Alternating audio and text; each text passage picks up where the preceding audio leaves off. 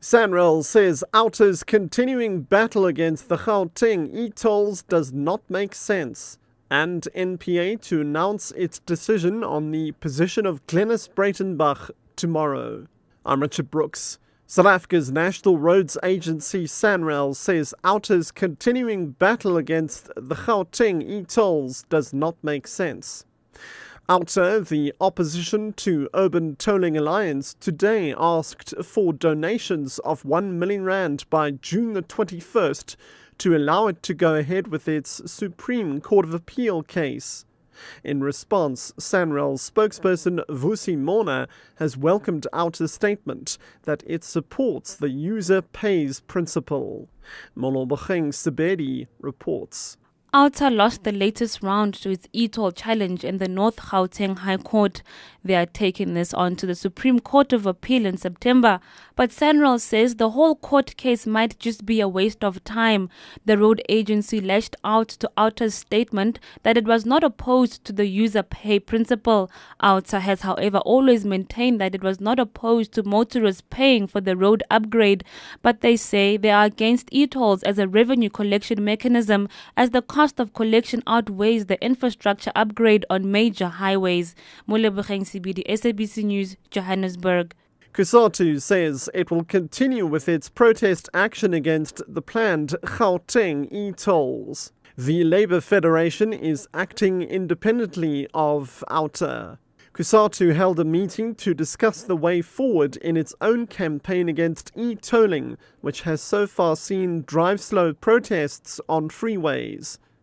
COSATU's Putas Tseki. We are going to have continuous drive-slow campaigns in Tshwane and in Johannesburg with all the support that we are receiving from other organizations. And then from there it will be a stairway. The National Prosecuting Authority, NPA, will announce its decision on the position of suspended NPA Senior Prosecutor NEWSBREAK7PM tomorrow.